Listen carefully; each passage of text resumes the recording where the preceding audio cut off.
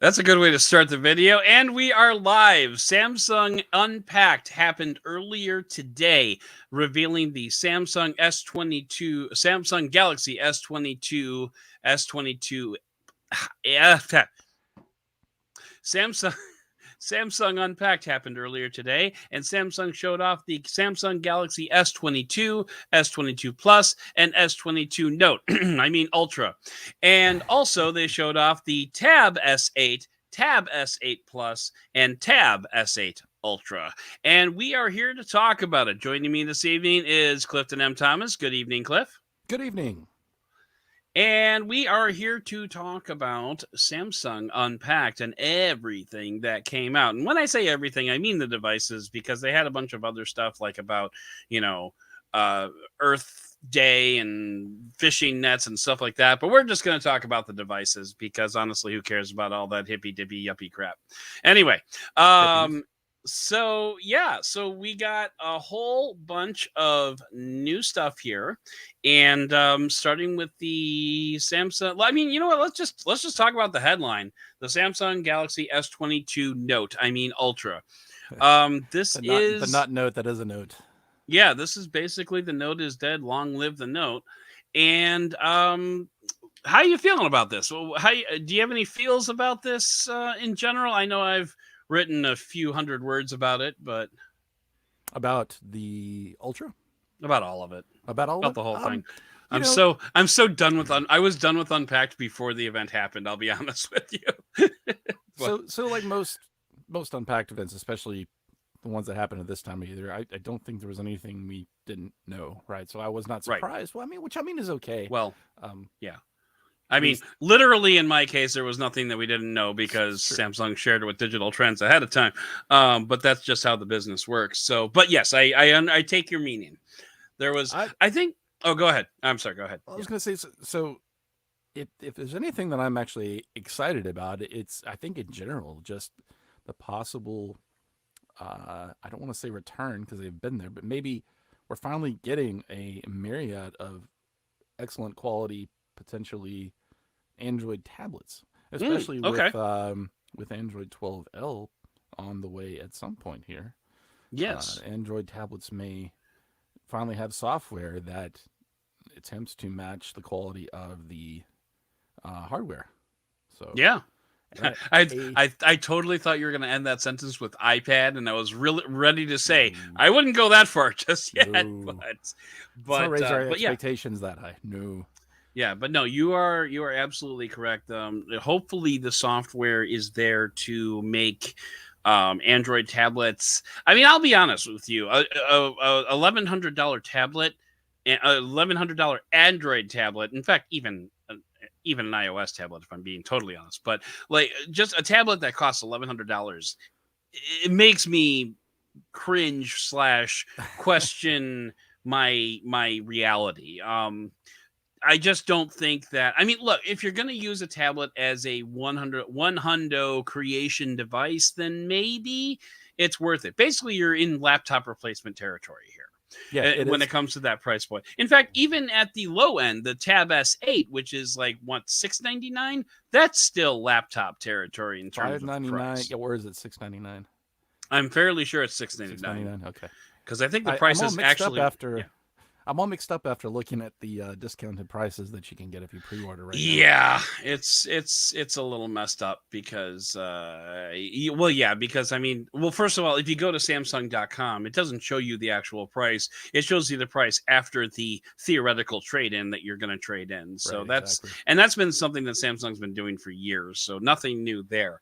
But I actually think, like, I didn't realize this up until like just now. So I realized this like in real time. But I think the prices actually go Tab S8 $700, S22 $800, Tab S8 Plus $900, S22 Plus $1,000, Tab S8 Ultra $1,100, and then S22 Ultra $1,200. So like I think it actually goes up incrementally by $100 there, which is actually kind of a fun arrangement. I appreciate that. But yes.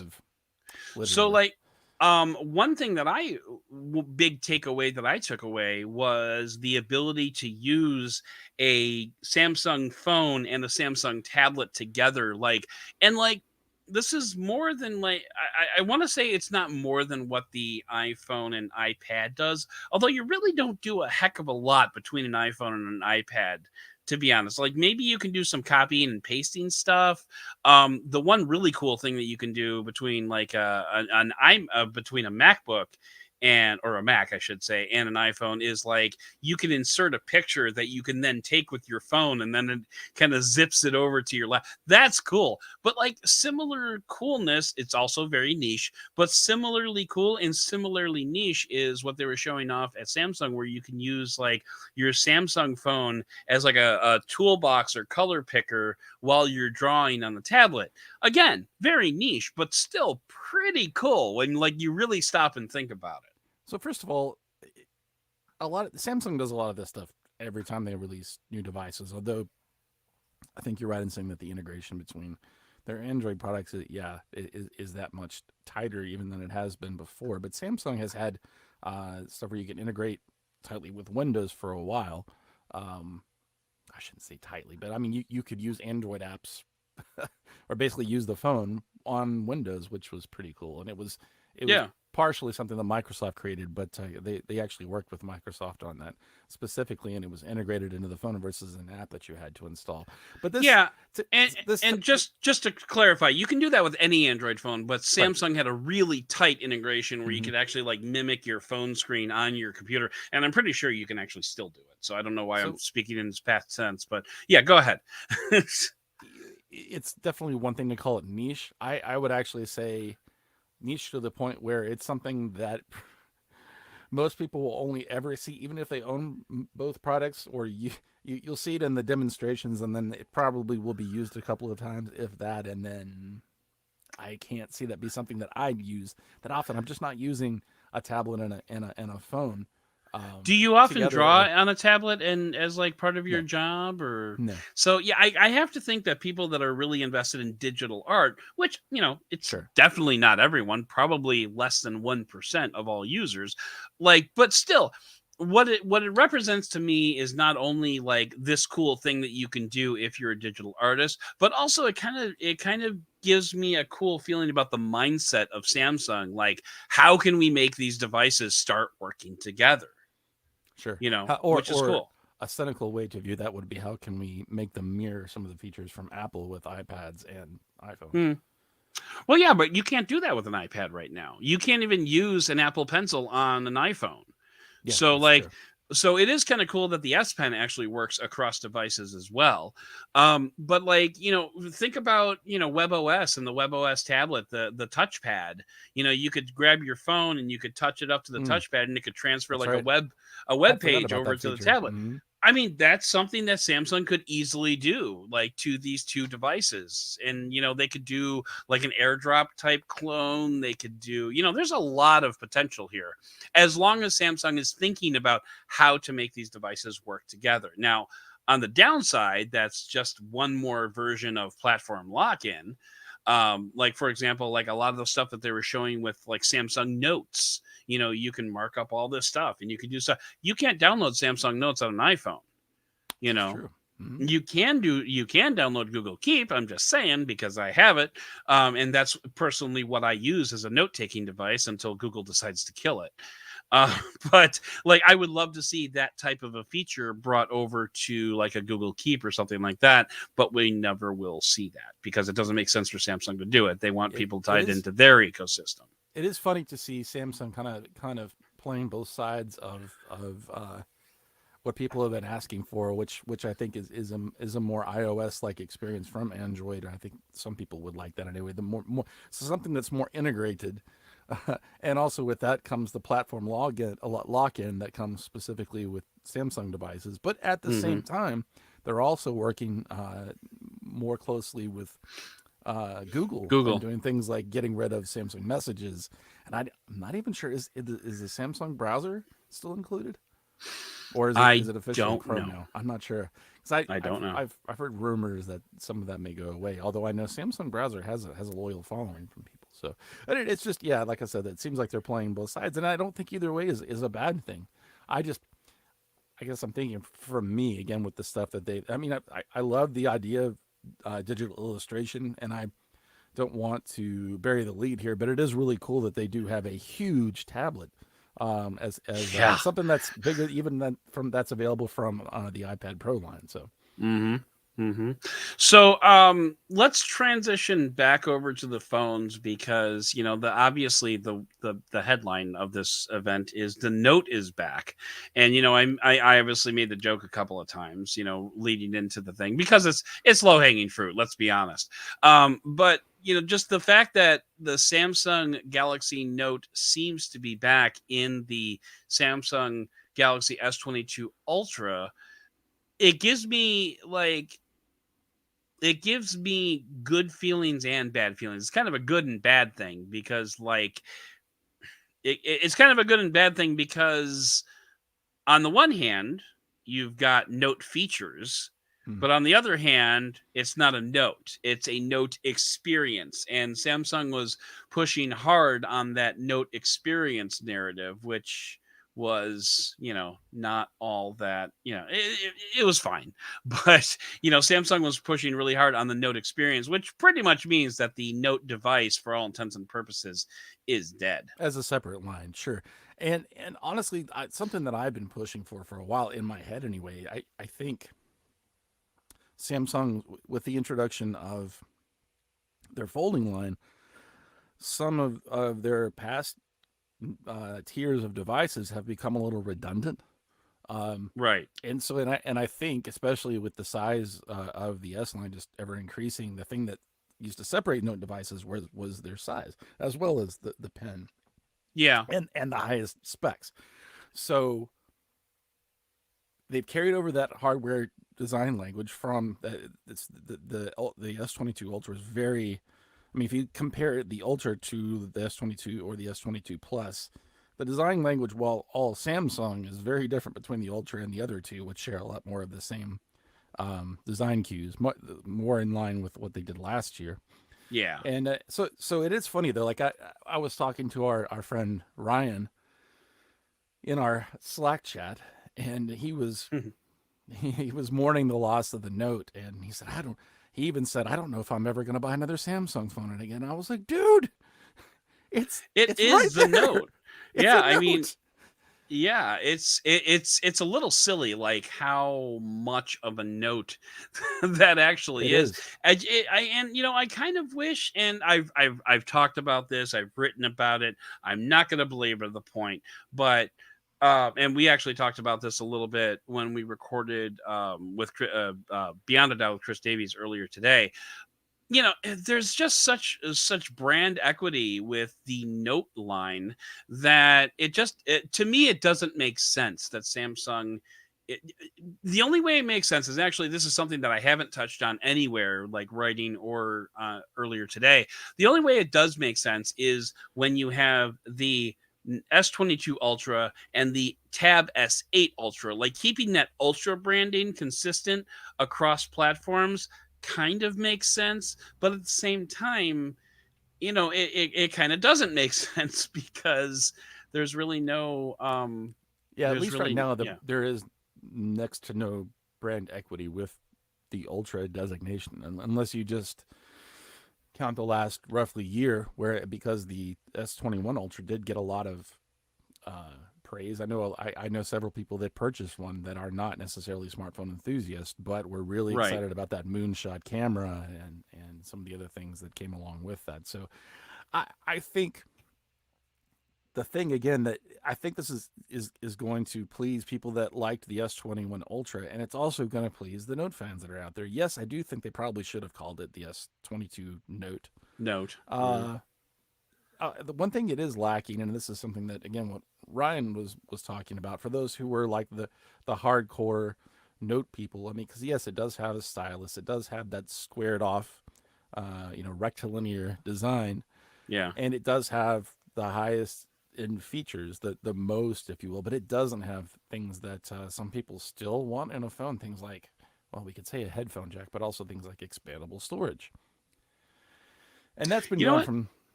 Does it not have expandable storage? Now that you mention, I really, I care so little about expandable storage. I I I didn't don't think it like does. in the run up. I didn't even look in the press releases to see if it had expandable storage. I know the tablets do, but I don't know if the if the Note actually I if don't the believe the S22 S22 does. Ultra has expandable I think you're storage. probably right. I think you're probably right on that. But still, it's kind of interesting. Like when you think about it, like I didn't even think about looking to see if it did. But there's probably people screaming at their screens right now or their Mm, you're yeah. wrong again. They're talking to me, not you. You're always right. I am never right. Actually, that is I do. 100% not the I case. love the industrial design, just very quickly, of the S22 Ultra. I, for one, am a big fan of the previous Note designs, especially of like the last 2 or 3 years. Not so much of the first couple of ones. Fair. Uh, right. But and they did take a page, I think, from I spy a little LG Velvet in there as well, with those water drop style um, almost flush cameras with the back with no like module around them. Yeah, they're not that flush actually. So they Shows stick off. out Do they they? stick out a little bit. I mean, A little bit. I haven't seen it firsthand. They don't stick. I mean, it's definitely no S21 Ultra. With that Mm. that had a camera bump that showed up on topographical maps. But it definitely does It's stick definitely not out a little TCL bit. flush, that's for sure. So yeah. So anyway, uh but yeah, you're right. I mean, like I definitely dig the design. Chris Davies pointed out this afternoon that it does stand up on its own, so like you can stand it up on edge Hmm. and it won't like flop over, similar Yeah, it to has the the flat top and iPhone. bottom, like I think the last two notes did, like the Note 9 and then, or the Note 10 and the Note 20. Yeah, so I mean, it definitely has that more of a industrial design to it, Hmm. which I mean, I would have to think would be more uncomfortable when you're using like the pen and stuff, and it's like kind of the corners are kind of like digging into your hand and whatnot. But anyway, that could just be me. See, here's the thing: I've never had a Note phone. I've never had Really? any version of any Note. No, I haven't. So like that's actually a big reason why we decided at Digital Trends that Andy Boxall should do the review of the S22 Ultra because he's had the Note, so he Mm. can draw that comparison. I've never had it, so to me that was just this is just yeah, this is just a mystery. Like I'm looking forward to using it because I've wanted the S Pen forever. It's just it never like by the time I got this podcast and I had to start buying phones, the Note was gone. So That's right. That's right. whoops. Right after So that. that's why I went with the S21 Ultra last So year. I've owned a Note 8 and a Note 10. I had that awesome, you had extremely fingerprint drawing. I forget what but it was that finish on the Note 10 that shifted, and it almost looked like an oil puddle in the rain. But Okay. it was never the same color. But yeah, I really liked that phone. But again, it was kind of like what I was talking about before with some of the features that Samsung introduces that to me are cool on paper, but I ended up not using. In this case, the stylus really all that much.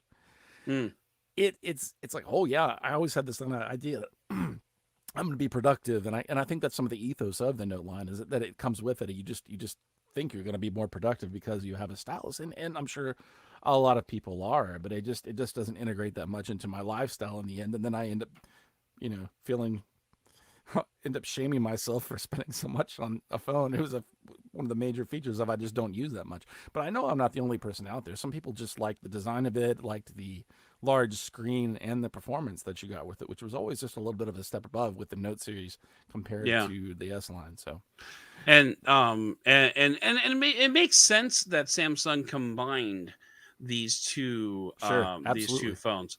So it totally makes sense. And actually, Android Police, I believe, pointed out that by combining the S22, well, first of all, there have been several articles. One I read was by Engadget, I think, or Wired, one of the two, and the other one was by Android Police, and they both separately made a couple of good points. First of all, the line between the S21 Ultra and the Note 20 Ultra was basically non-existent, Right. except the S Pen. That was Yes. really the only difference. And even the S21 had the S Pen, but they weren't able to. Yeah, there wasn't a You, silo they for it. couldn't garage it, Hmm. so it was like stupid. So, but That then case with it was so awkward. well, yeah, I don't doubt it. But then so the line was blurred, like extremely blurred, like basically non-existent between them. And then when you consider that Samsung for the last couple of years, has basically been selling its own competitor 6 months later. Hmm. Like you would have people like in line for the Oh yeah, S10, that's true. the S10, and then like the Note 10 would come out, and you're like, oh, well, we should, which one should I buy? Because they basically had the same specs except for the S Pen. That was And really the only differentiator. Like years ago, like 5 years ago or so, the Note went like one more step up right. on the spec sheet. Like you would get just a little bit more out of the Note, and therefore it was the creme de la creme. So, but recently that has not been the case. So Samsung not only removed its own competitor, so it can consolidate all those sales into one big potato, I guess. But it also, it also kind of got rid of that whole blurry line in the first place. Well, this is what I was So going back to. I'm glad to see them consolidate those two lines into one high-end device that kind of, I think, covers the bases of fans of both devices. And yeah, this also, I think, makes a lot more sense now, like I said, because they've also introduced the Flip and the Fold series, hmm which I think appeal individually to maybe some of the people that are a fan of the S series and the Note series, and maybe one more so than the other, depending on which one you're talking about. Which right. brings me to a question, because we haven't talked about the S22 and the S22 Plus. We Okay, can yeah, dive into those, but I do have a question. I yeah. don't understand why they both exist now, especially with the Flip series out there, especially at the price, That's a good question. especially at the price point that the Flip 3 is at, which is $1,000, and really is about the same size as the S22 or S21 Plus. It just it feels like they could have gone one step further, and maybe that's what they do next year.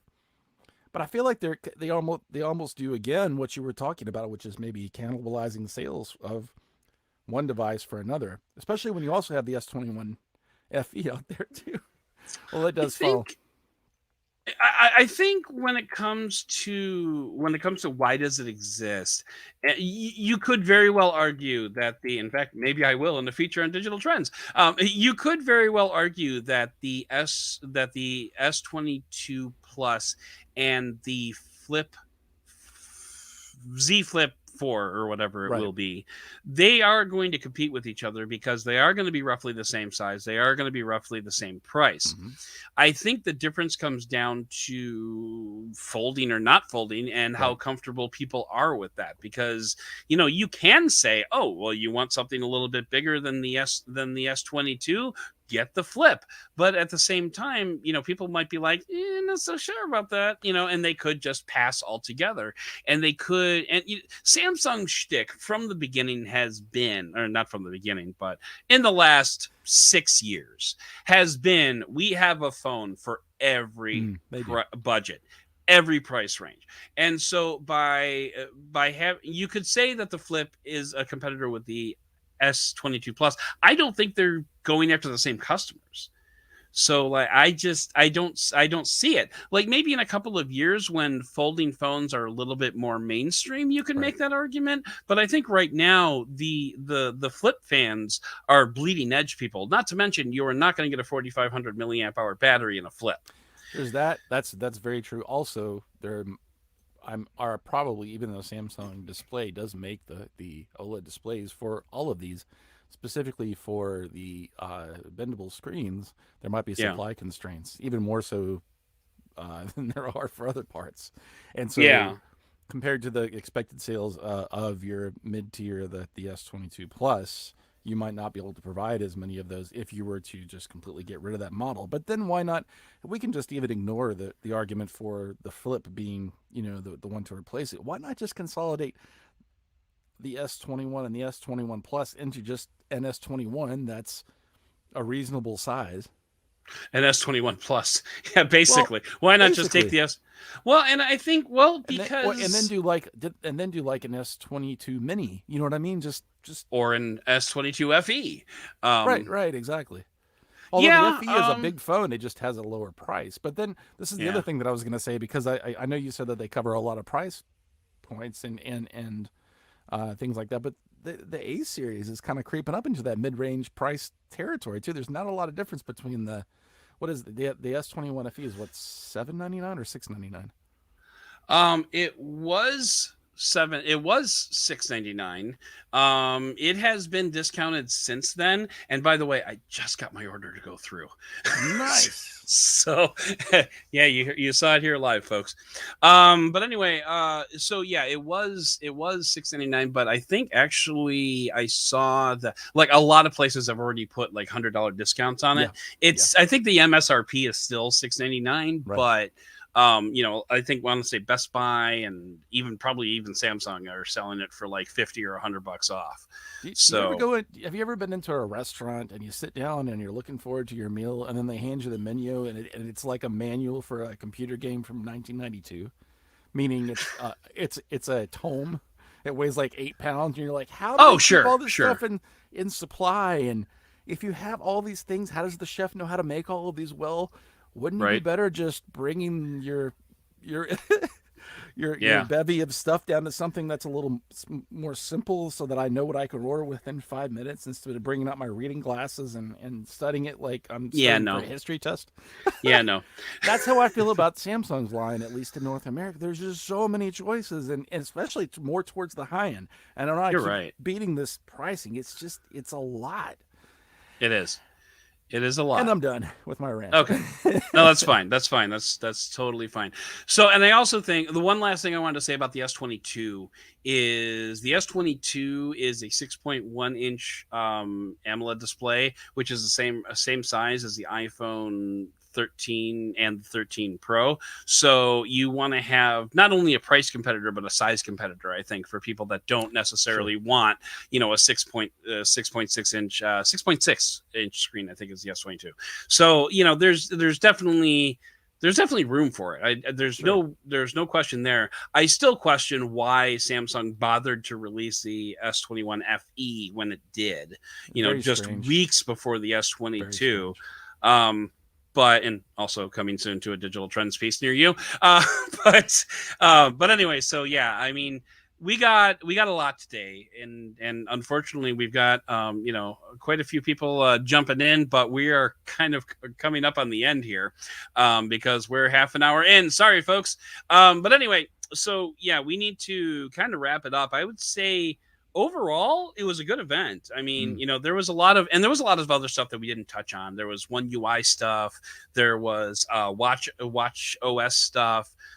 There was Google Duo stuff. Google made a few Saw that announcements specifically for Samsung. Yeah. in conjunction with Mm-hmm. Samsung. So there's a lot that we didn't cover. So definitely check out. Okay, I'll pay. Shameless self plug. I'll say shamelessly self plug. Check out digitaltrends.com for all of our coverage there. But check out The Verge, check out Android Central. They've all got great stuff out there. And when I'm speaking from benefit of a doubt, I can be independent. I think as long as my bosses aren't watching. Anyway, so. But yeah, so that's going to do it. For this particular episode of the Benefit of a Doubt podcast. It will be a top story for this coming weekend for those of you who are listening in. So I hope you enjoy it. And so let's just do the whole outro that I have to try to remember off the top of my head. Please consider subscribing if you liked what you heard. And if you really liked what you heard, please leave us a review or hit a like down below. If you're watching this on YouTube, hit a comment, do all that fun stuff. Thank you to Cliff for coming on and chatting with us about the Samsung Galaxy Unpacked event for February 2022, and also for all of your hard work behind the scenes. And I want to thank Absolutely. everybody else for listening and for giving us the benefit of the doubt.